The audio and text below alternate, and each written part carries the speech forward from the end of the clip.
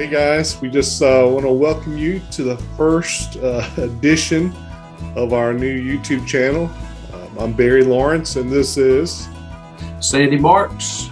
And we're the Real Life Guys. Real spelled R-E-E-L, relating to fishing, not the R-E-A-L, but fishing, R-E-E-L. And we're just excited to have you guys taking the time to watch the channel, our first video today. And we want to just tell you a little bit about why we're excited, what's in store. This channel is going to be all about family and fishing and faith, not necessarily all the time in that order, but we're going to hit on those aspects. But fishing is something we enjoy doing, something we've picked up from early on. We're going to talk about that in just a little bit. But here recently, Sandy and I have been able to do some fishing together. We've met some awesome people, and family's a part of that as well. So we're going to, each week maybe have a different guest on, or whenever we post our videos, and they're going to share a little bit about their experiences and how fishing has played a role in their life, and then finally how faith has impacted their life. And so today we just wanted to kind of introduce ourselves and kick off this channel with this video. And so Sandy, just tell us about your family and maybe a little about your first experiences fishing. Well, thank you, Barry. Like I said, it's been a long time in our minds trying to get this channel up and running. I'm excited about the potential just to have conversation with different people about some things that we love and a lot of people love and are a big part of different people's lives. But myself, my name is Sandy Marks, married to my wife, Cynthia Marks. We have two wonderful children, Mary Bowen, who is married to Cole Bowen, lives in Gaston County. She's a teacher there, elementary school. In fact, they both teach elementary school. And my son, Matthew, who lives near us here in Sanford area, he's an accountant down in Fayetteville and been working there for a little over a year or so. So we're excited, proud of our kids and what God is doing in their lives. My earliest fishing experience really just takes me back to my uncle's pond, my Uncle Henry's pond, which was absolutely filled with bluegill and hogs. And when I say hogs, I'm not talking about like those big bass. Fish? Oh, No, I'm not talking about huge bass. I'm talking about real live hogs. And my Uncle Henry always kept several hogs, and he had a fence that ran along the edge of the pond that gave those hogs access to the pond. And we would actually fish on the other end of that pond. And in fact, I think I was 12 years old before I realized that brim didn't actually taste a little bit like bacon, because those hogs spent so much time in that water. But I remember catching bluegill from there from a very young age, fishing from cane poles. And I remember trying to advance up to the old rod and reel where tie the washer on your line and get out in the yard and try to learn how to cast, to not just throw it at your feet. Remember those days? Yeah. But other than that, doing that, and then there's a memory that I had. I was about 18 or 19 years old. That me and a buddy of mine were actually going frog gigging, and we were taking a young missionary lady that was serving at our church frog gigging, and we actually had got around the pond and we got into the shallow end, and it was dark. There's a lot of overhanging tree limbs and different things, and there's three of us in this little bitty boat that's really about big enough for maybe two, but there are three of us piled in there. And my friend named Jimmy in the back, he's paddling. Then a girl named Kara, who was the missionary, was in the middle. She's holding the light, and I was at the very front of the boat. I was actually doing the frog gigging. And so we got around that shallow end, and Jimmy dropped that paddle down in the water, and we heard this huge splash. And then next thing we heard, Jimmy shouted, "It's in the boat." And we hear this huge weight just bouncing around at the bottom of this aluminum boat. And at this point, the young girl that was with us, Kara, she's making a run for it. I actually had to grab her, keep her from jumping out of the boat, because she's never even been on a little John boat before, never been on a pond at all. And so I grab her, she throws the light in the water. And what actually had happened is like a 3.5 pound bass that jumped up in the boat. No. So still just one of the greatest memories of fishing for us. So we went frog gigging and ended up with a great sized bass. So those are two that just sort of stand out in my mind. So did she think that's how you bass fish? Now, I don't know if she thought that's how you bass fished or not, but her very words to us after that was, "Take me home and take me home now."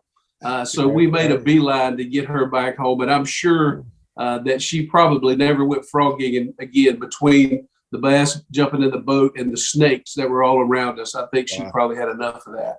Yeah. So that's two great fish memories that I have from the past. And the great thing now is just continuing to make new fishing memories. I mean, you and I have had a chance to fish together a lot in the last few years. Have met a bunch of great guys through kayak fishing that we've really gotten into. And man, kayak fishing is just a great way. I think one of the best ways to fish. And the guys that you meet through kayak fishing is just tremendous, great camaraderie there and great fellowship there. So just fishing has just become a big part of my life. And there's just so many things that cross over from faith to fishing, and life in general. So just a great learning tool, great thing to experience in our lives. And so that sort of being said, a little bit about me now. I am a Great Commission catalyst with the Baptist State Convention. That's what I do when I'm not fishing a lot of times. And that allows me the opportunity to meet a lot of pastors, meet a lot of good folks that are serving the Lord in a great way. So I serve our Baptist State Convention. Been doing that for a little over 4 years, or right at 4 years, doing that ministry. So excited about that.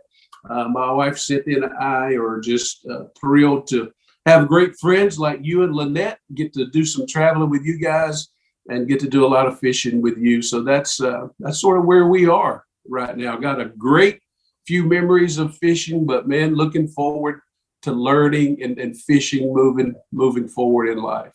Yeah, it's funny how things come full circle, because Sandy and I have known each other since high school days. Yeah. And back then, we played baseball together at Western Harnett and went to school together. And I actually met my wife back in those days. We've been married 32, almost 33 years now. Lynette and I have been married. And so it's funny how things have come full circle now, that we had a large gap in between there from high school to just a few years ago when we kind of reconnected on a regular basis.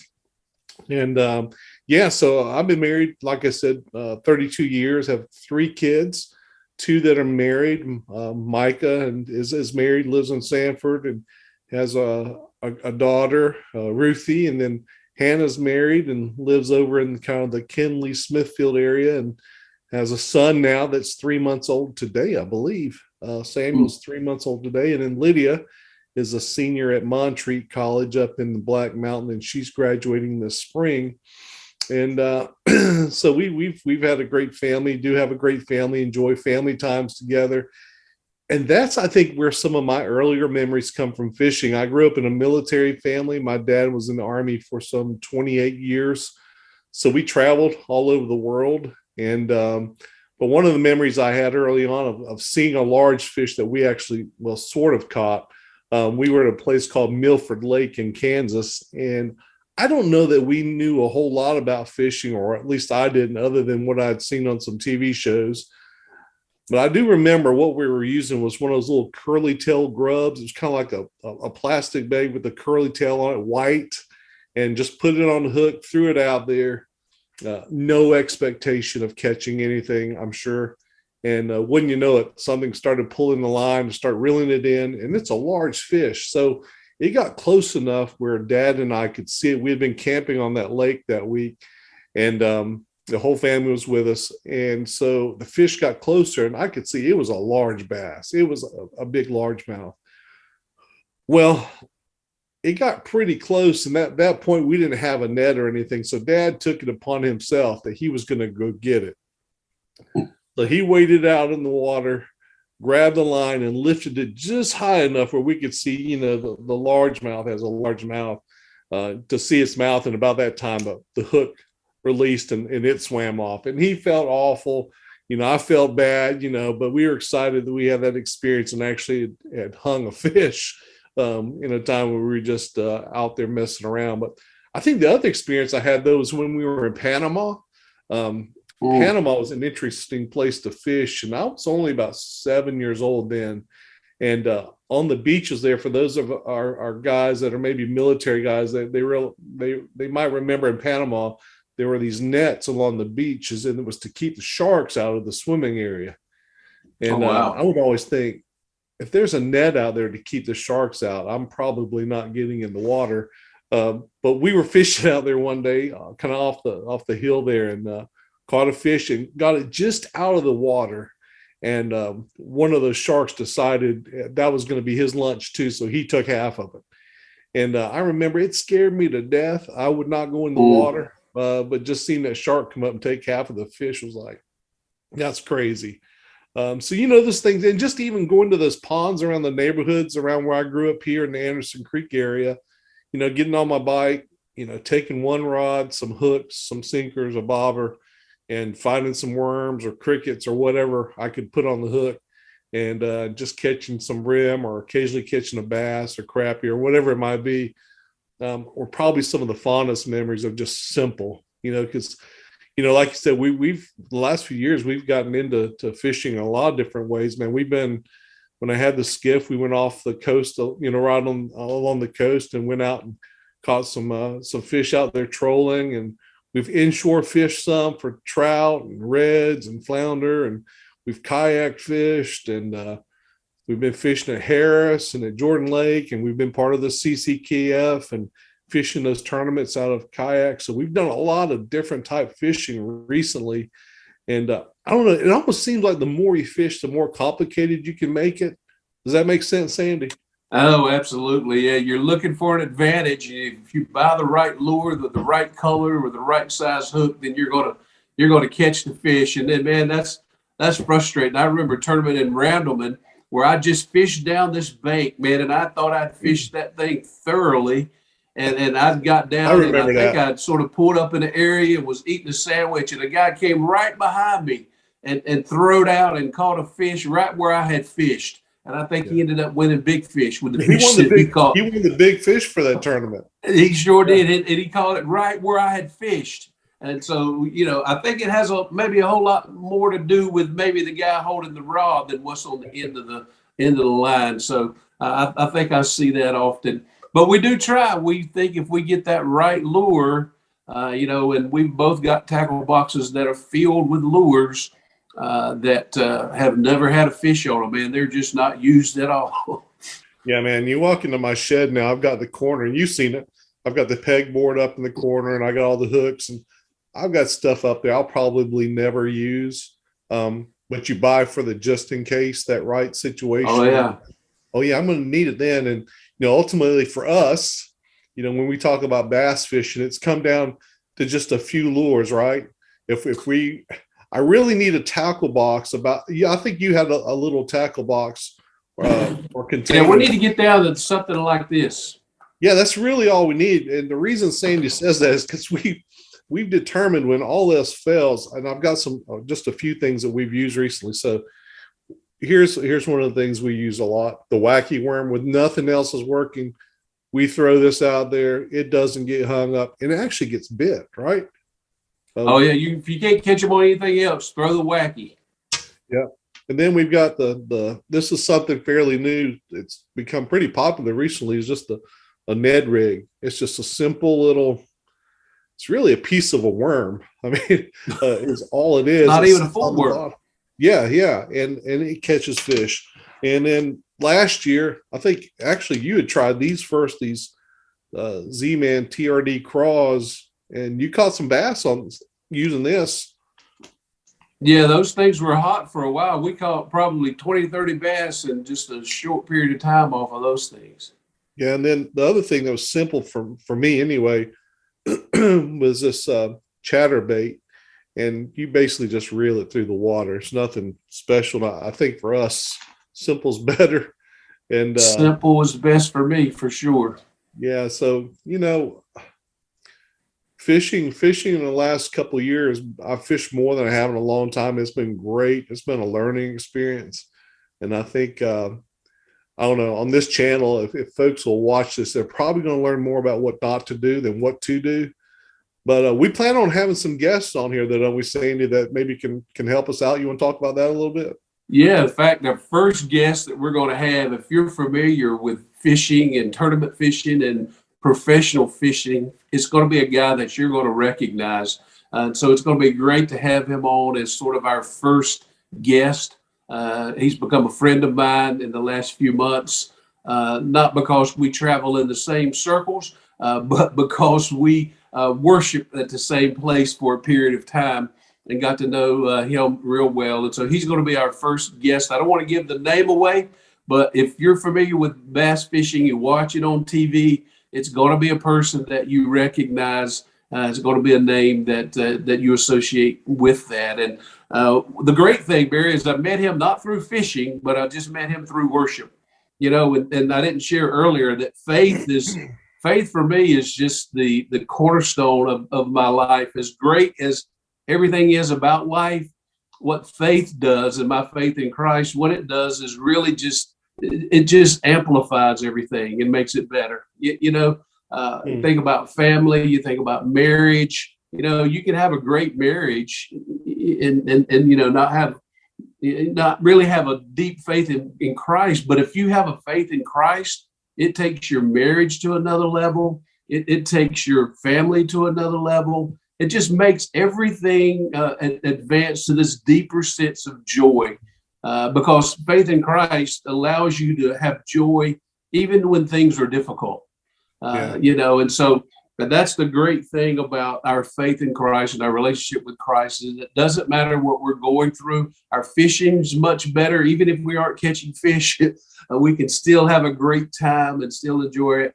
And even when we're going through those rough spots in life, they're still enjoyable because of the joy that Christ gives. And so for me, faith is just something that adds to, man, it flavors everything that we're involved in life. So that's the reason we can't separate it and sort of compartmentalize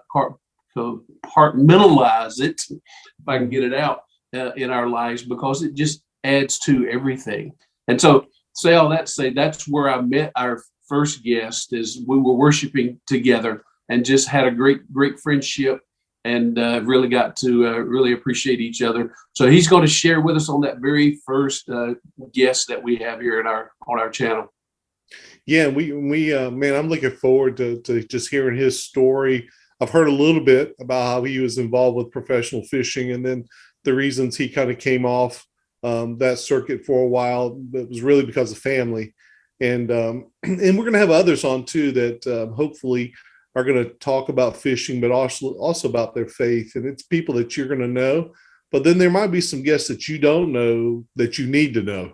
You need to hear their story. You need to know how God has worked in their lives. So we're excited about that aspect. And, I'm thinking about to my early days of fishing. Like I was saying, it was during that time that I came in faith in Christ here in North Carolina. And, for me, for the last almost 15 years, having been in full-time ministry, and even now serving and helping pastors and encouraging pastors around our state in our Baptist churches, and helping them maybe to have some joy where it's been really tough, and maybe have some fun and some laughter in a season that's been hard. It's been important for me and my ministry. And so we're looking forward to the faith aspect of this YouTube channel is so important, because at the end of the day, it's the centerpiece, it's the foundation of who we are. And if we can flesh that out and being able to talk about our families and what God's doing in our families, and then also talk about how, we can get out in God's creation and enjoy that and replenish our lives in a way that we can live in great obedience to the thing God expects of us. So faith will be a big part of this YouTube channel. So we're looking forward to that as well. So there's a lot coming up in the days to come as we post these videos. So we'll put links out. And if you're watching for the first time, man, we just hope you'll subscribe to this channel, that you'll like it, that you'll share with other people. Not for the numbers that we can have watching, but more importantly, to share the message of Christ at the end of the day, about his goodness and his grace, and that we can, as believers, have fun. We have a lot of fun. We have a lot more stories.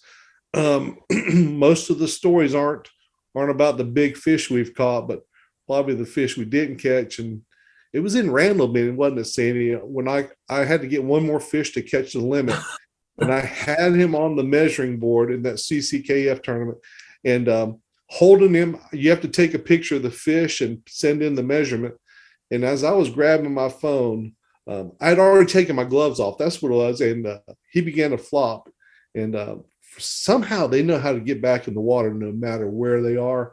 And so that was the fish that got away. So it was that same place where you lost the big fish that the other guy caught, and I lost the fish that was on the measuring board. So we've got plenty of stories like that about maybe almost how we did good, right? Yeah, we got plenty of almost stories. Almost caught some fish, almost caught a decent fish.